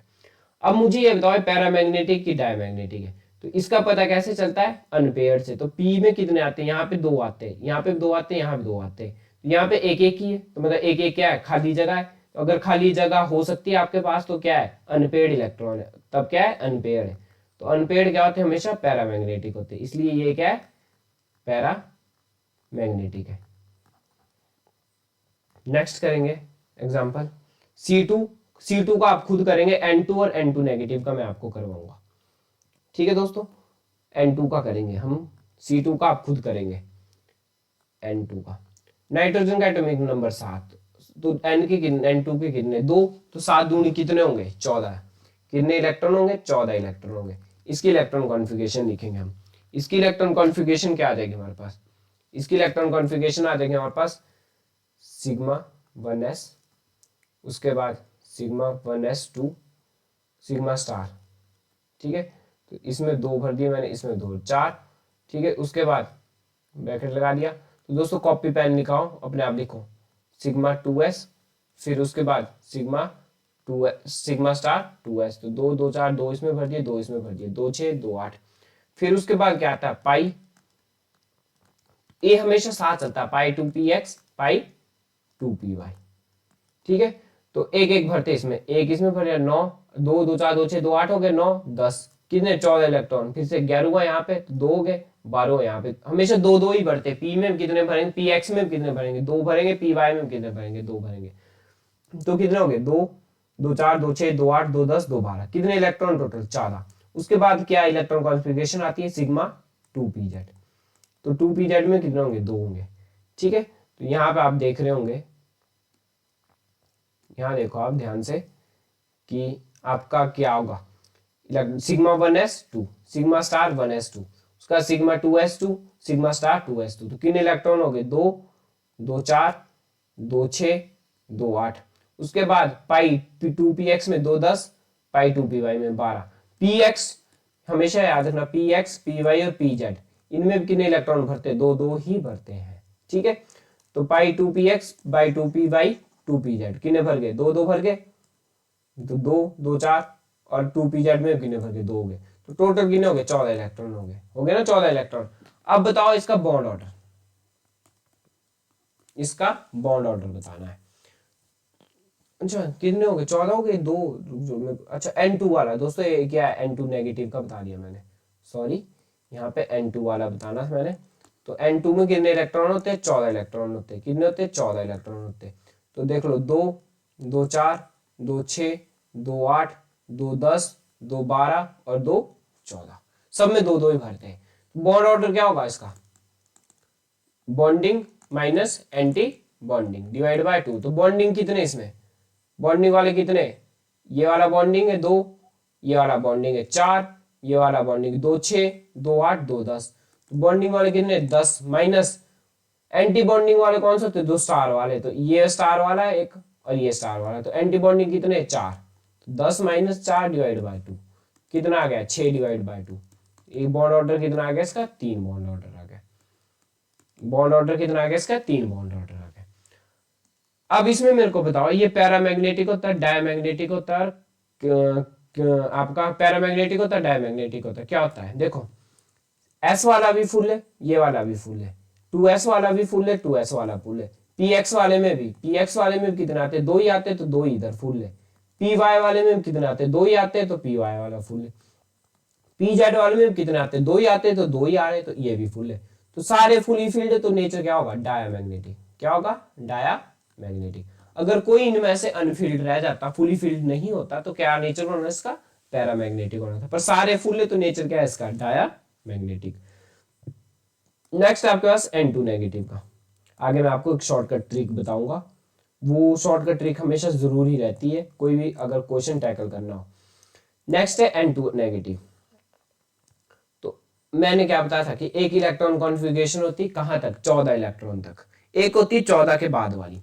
पर N2 नेगेटिव की बात करेंगे तो N2 नेगेटिव कितने इलेक्ट्रॉन आएंगे इसमें 15 इलेक्ट्रॉन आएंगे, कितने आएंगे 15 इलेक्ट्रॉन आएंगे। ये तो समझ रहे हैं दोस्तों 15 इलेक्ट्रॉन कैसे आए, एक नाइट्रोजन में कितने होते हैं 7, तो नाइट्रोजन के कितने 2 इलेक्ट्रॉन, तो 7 दूनी 2 कितने हो गए 14 है, 14 इलेक्ट्रॉन हो गए। पर एक नेगेटिव साइन लगाए तो एक इलेक्ट्रॉन बढ़ जाएगा, तो कितने होंगे 14 प्लस 1 कितने होंगे 15 इलेक्ट्रॉन हो जाएंगे। अगर 15 इलेक्ट्रॉन है तो इलेक्ट्रॉन कॉन्फ़िगरेशन क्या होगी, तो 15 इलेक्ट्रॉन के लिए भी यही इलेक्ट्रॉन कॉन्फ़िगरेशन चलती है जो 14 के लिए चलती है। वो इसीलिए क्योंकि जो हमारे पास N2 है, N2 का कितना होता है 14, तो N2 से बना क्या N2 नेगेटिव भी, तो चाहे इसके N2 से बना ना N2 नेगेटिव भी, तो इसके लिए भी यही वाली इलेक्ट्रॉन कॉन्फ़िगरेशन चलेगी। तो यही वाली इलेक्ट्रॉन कॉन्फ़िगरेशन क्या है आपके पास, लिखो दोस्तों सिग्मा 1s, जितनी ज्यादा प्रैक्टिस करोगे उतना ज्यादा आएगा, सिग्मा स्टार 1s2। ठीक है, नेक्स्ट आपका सिग्मा 2s, उसका सिग्मा स्टार 2s2।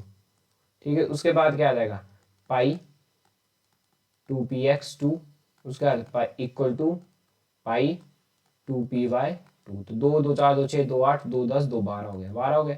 उसके बाद क्या आता है सिग्मा 2pz, 14 हो गया। अब 15 के लिए क्या होगा, अब एंटी बॉन्डिंग 15 के लिए क्या चलता है पाई स्टार, आपने सुना होगा पाई स्टार। इसके बाद क्या चलती है pi star 2px which is equal to pi star 2py, और फिर क्या चलती है सिग्मा स्टार 2pz चलती है। तो एक इलेक्ट्रॉन कहाँ आएगा, यहाँ पे आ जाएगा, कहाँ आएगा पाई स्टार 2px में, यहाँ पे आप देख रहे होंगे एक इलेक्ट्रॉन कहाँ जाएगा, यहाँ जाएगा। ठीक है, अब इसका बॉन्ड ऑर्डर, तो बॉन्ड ऑर्डर क्या होता है bonding minus anti bonding divide by 2। तो बॉन्डिंग वाले कितने, एक है 2, फिर 2 4, फिर 2 6, फिर 2 8, फिर 2 10, तो बॉन्डिंग वाले कितने 10, और एंटी बॉन्डिंग वाले कितने, एंटी बॉन्डिंग वाले कितने एक 2 स्टार जिसमें लगा होता है 2 2 4, और कोई इसमें स्टार लगा है, हाँ इसमें स्टार लगा एक, इस वाले में स्टार लगा है, इस वाले में कितने एक, तो एंटी बॉन्डिंग कितने 5, तो 10 में से 5 गए 2, 5/2, 5/2 का मतलब है 2.5, तो इसका बॉन्ड ऑर्डर कितना आ जाएगा, इसका बॉन्ड आ जाएगा 2.5।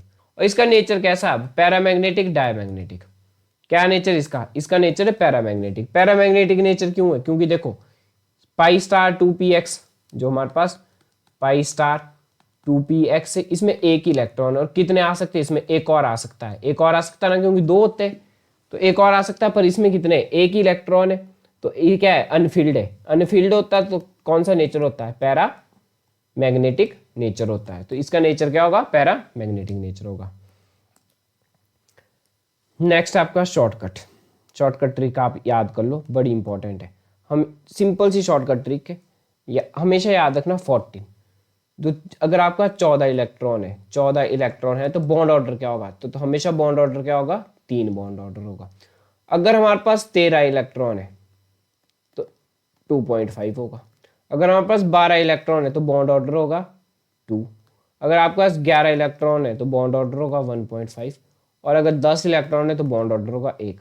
वैसे ही 14 से बढ़ के चलो, 15 इलेक्ट्रॉन है तो बॉन्ड ऑर्डर कितना आ जाएगा 2.5, 16 इलेक्ट्रॉन है तो बॉन्ड ऑर्डर कितना आ जाएगा 2, 17 तो बॉन्ड ऑर्डर कितना आ जाएगा 1.5, और 18 है तो बॉन्ड ऑर्डर क्या आ जाएगा 1 आ जाएगा।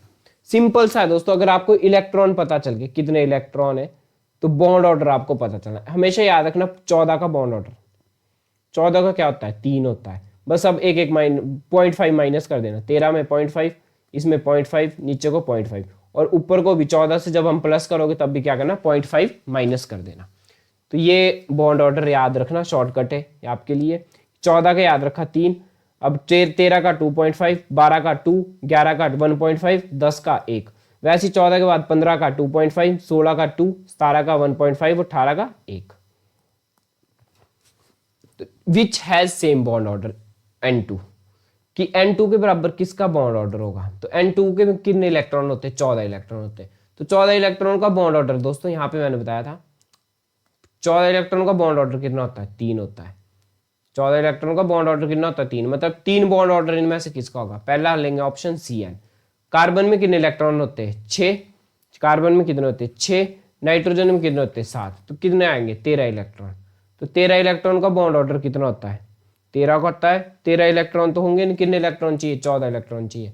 फिर से कार्बन CO का देखेंगे, कार्बन में कितने 6, ऑक्सीजन में कितने होते 8, एक कितने आगे 14 इलेक्ट्रॉन आगे, तो मतलब एक तो कार्बन मोनोऑक्साइड होगा। फिर O2 में कितने होंगे 8 + 8, कितने इलेक्ट्रॉन होंगे 16 इलेक्ट्रॉन होंगे, तो ये भी प्लस नहीं है।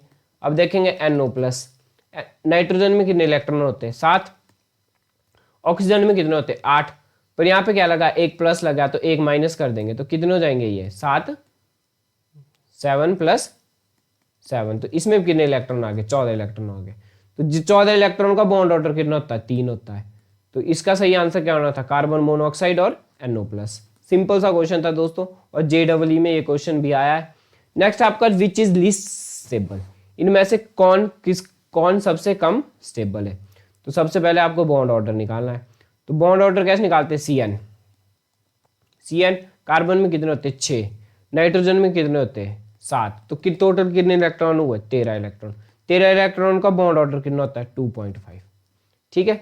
फिर NO+, नेक्स्ट क्या है NO+। का मतलब है कि नाइट्रोजन में कितने होते हैं 7 और ऑक्सीजन में कितने होते हैं 8, पर एक प्लस लग गया है तो कितने होंगे 7 होंगे, एक कम हो जाएगा तो कितना होगा 7 7 14। 14 इलेक्ट्रॉन का बॉन्ड ऑर्डर कितना होता है 3 होता है। नेक्स्ट है आपके पास O2। तो O2 का कितने होंगे 8 + 8 कितने इलेक्ट्रॉन होंगे 16 इलेक्ट्रॉन। 16 इलेक्ट्रॉन का बॉन्ड ऑर्डर कितना होता है 2 होता है। फिर आपके पास कौन सा CN नेगेटिव। CN नेगेटिव क्या होगा, कार्बन के कितने होते हैं 6 नेगेटिव, नाइट्रोजन के कितने होते हैं 7, पर एक माइनस लगा तो कितने इलेक्ट्रॉन हो जाएंगे 8, तो 8 और 6 14। 14 इलेक्ट्रॉन का क्या हो जाएगा 3 बॉन्ड ऑर्डर हो जाएगा। सबसे कम स्टेबल क्या होता है, सबसे कम स्टेबल कौन इनमें से, जिसका मैंने आपको बताया था जिसका बॉन्ड ऑर्डर कम, bond order is directly proportional to stability, जिसका बॉन्ड ऑर्डर कम उतना कम स्टेबल। तो सबसे कम बॉन्ड ऑर्डर किसका है, सबसे कम बॉन्ड ऑर्डर किसका है 2। सबसे कम बॉन्ड ऑर्डर कौन सा 2, मतलब O2 का।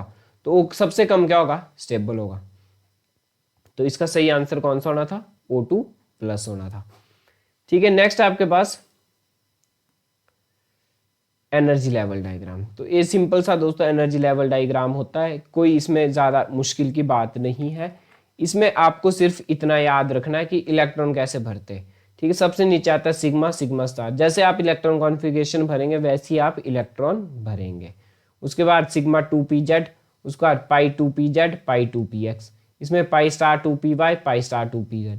तो ये डायग्राम आप देख लेना, एग्जाम में तो आता नहीं, पर HP बोर्ड और CBSE के लिए ये बहुत इंपॉर्टेंट है, ठीक है। तो इस डायग्राम को आप एक बार देख लो, स्क्रीनशॉट लिख लो, स्क्रीनशॉट ले लो, या आप वीडियो पॉज करके इस डायग्राम को एक बार बना लो। तो जैसे आप इलेक्ट्रॉन कॉन्फ़िगरेशन भरेंगे वैसे ही आप इसमें इलेक्ट्रॉन भरेंगे।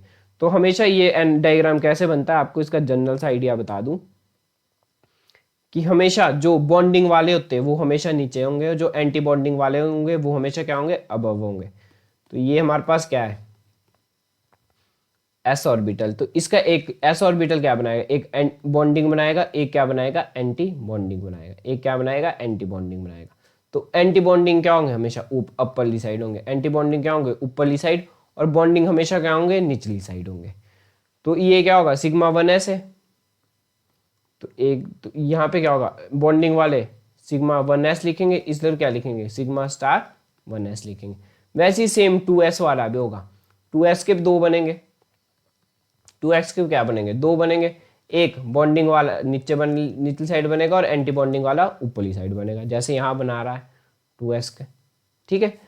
अब p वाली साइड के क्या बनेंगे, p वाली साइड के भी क्या बनेंगे, जैसे p वाले, तो p में क्या होता है 2px होता है, py pz होता है, ठीक है। तो pz वाला हमेशा कहाँ बनेगा नीचे बनेगा, यहाँ क्या बनेगा pz वाला बनेगा, और ऊपर क्या बनेगा px और py वाला बनेगा, ठीक है। वैसे ही एंटी बॉन्डिंग भी ऐसे ही बनेंगे। एंटी बॉन्डिंग पहले क्या बनेंगे px pi star py pi star py, और ऊपर क्या बनेगा सिग्मा 2pz बनेगा। तो ये इस डायग्राम को लर्न कर लेना, बड़ा इंपॉर्टेंट है ये एग्जाम से, जो बोर्ड के एग्जाम होते हैं। नेक्स्ट है आपका डाइपोल मूवमेंट। तो डाइपोल मूवमेंट क्या होता है, हमेशा पोलर मॉलिक्यूल्स के बीच होता है। डाइपोल मूवमेंट हमेशा किसके बीच होता है, पोलर मॉलिक्यूल्स के बीच होता है। तो आपको हर एक कॉन्सेप्ट करवाया जा रहा है, तो आप हमारी वीडियोस को लाइक शेयर और सब्सक्राइब जरूर करें। इससे बाहर आपको कोई भी क्वेश्चन एग्जाम में देखने को नहीं मिलेगा। इन जितने भी आपको कॉन्सेप्ट करवाए जा रहे हैं सारे NCERT बेस्ड कॉन्सेप्ट है।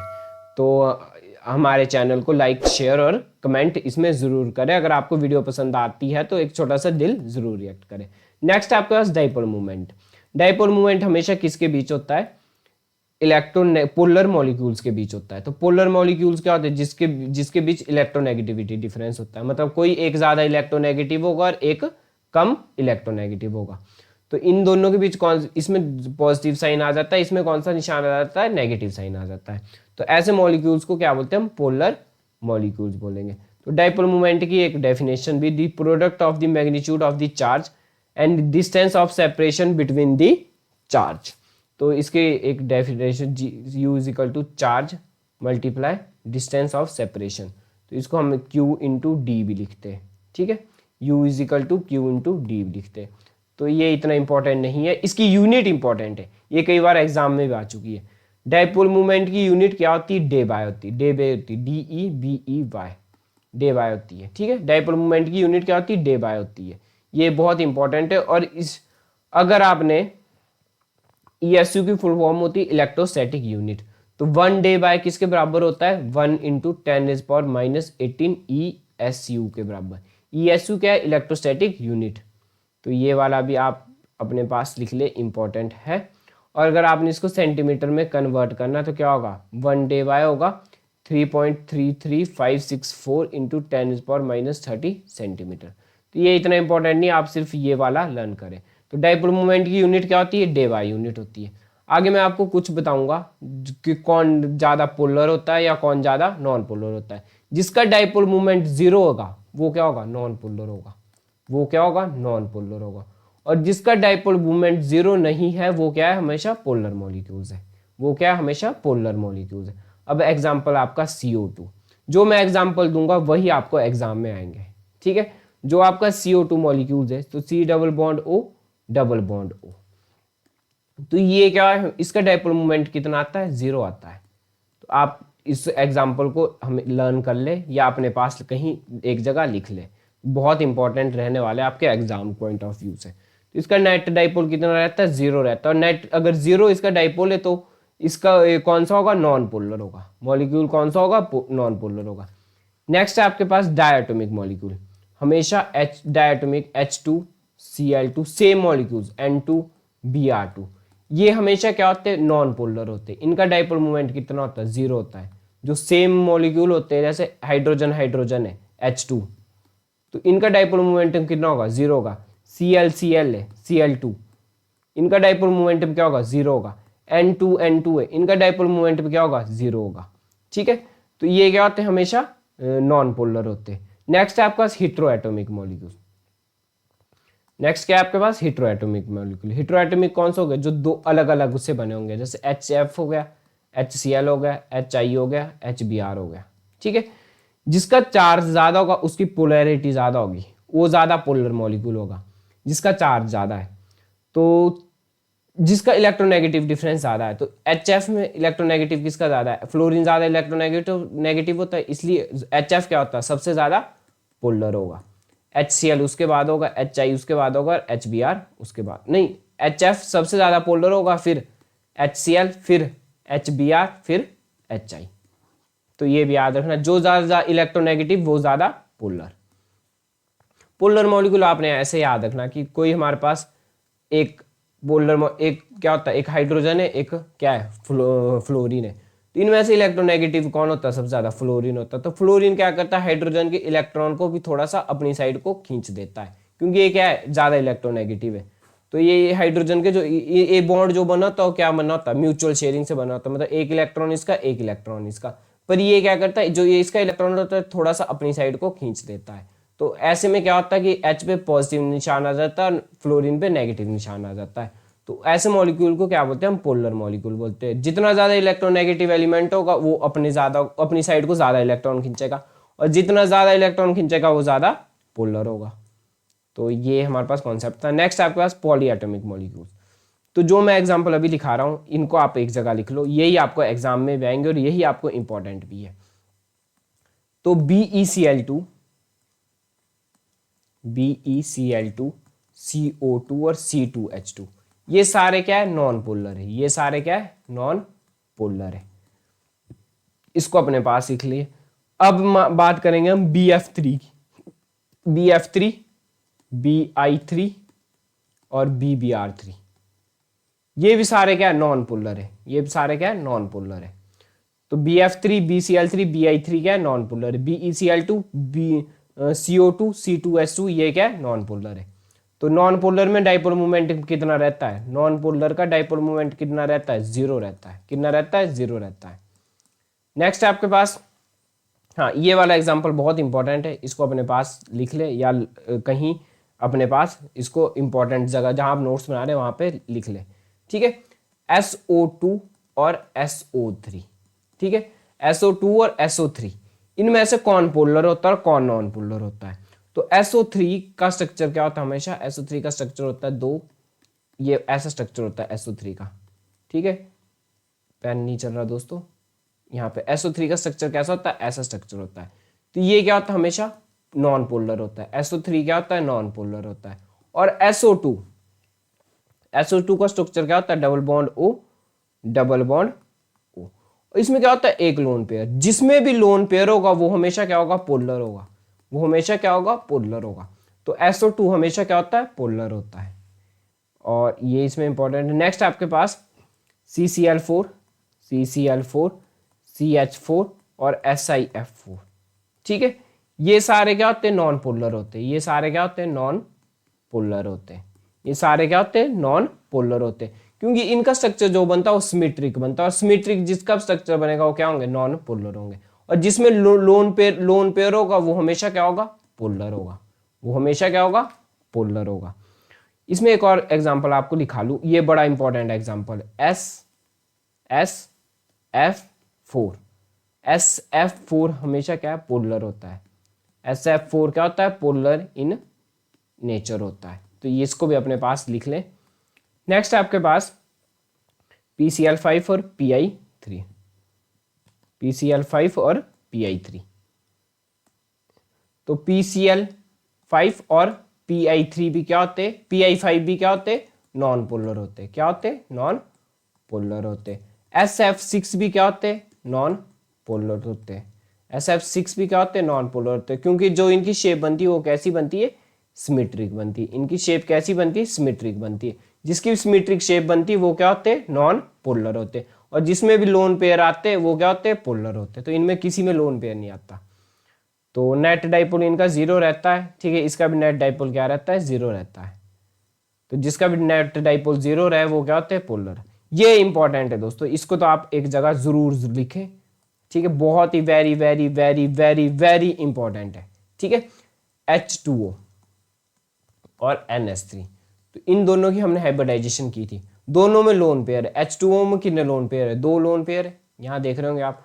और NH3 में कितने? 1 लोन पेयर है। तो ये दोनों ही क्या होते हैं? पोलर होते हैं। ये दोनों ही क्या होते हैं? पोलर होते हैं इन नेचर। तो कई बार ऑप्शन में क्या होगा आपके पास? H2O भी होगा, NH3 भी होगा। ठीक है, और साथ में NF3 भी होगा। तो ये तीनों क्या होते हैं? पोलर होते हैं नेचर में। तो सबसे ज्यादा पोलर कौन सा है? इसमें क्वेश्चन ऐसा आता है, सबसे ज्यादा पोलर कौन सा है? तो इस बात को एक जगह लिख लो हमेशा कि H2O क्या होगा? सबसे ज्यादा पोलर होगा। H2O क्या होगा? सबसे ज्यादा पोलर होगा। इसको आप एक जगह लिख लो। H2O मॉलिक्यूल्स, H2O सबसे ज्यादा पोलर होगा किससे? NH3 से। और अगर कंपेयर किया जाए NH3 और NF3 में, किसमें? NH3, और यही क्वेश्चन आपको देखने को मिलेगा पेपर में, NH3 और NF3, इसमें कौन ज्यादा पोलर होगा? तो इसमें ज्यादा होता है हमेशा NH3। तो अगर इन तीनों का आपको ट्रेंड आ जाए तो सबसे ज्यादा पोलर H2O, उसके बाद NH3 और सबसे कम NF3। ठीक है, और ये तीनों क्या होते हैं? पोलर होते हैं। पर इसमें एक एक्सेप्शनल आता है, वो भी आपको बता दूं।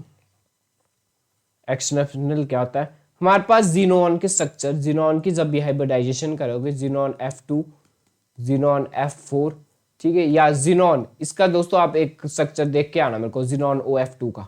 ठीक है, ये बड़ा इंपॉर्टेंट स्ट्रक्चर है। आपको ऑक्सीजन वाला स्ट्रक्चर बड़ा इंपॉर्टेंट है, इसको आप देख लेना P ब्लॉक में। वैसे तो मैं आगे भी करवाऊंगा, पर आप इस हाइब्रिडाइजेशन वाले में कर लेना।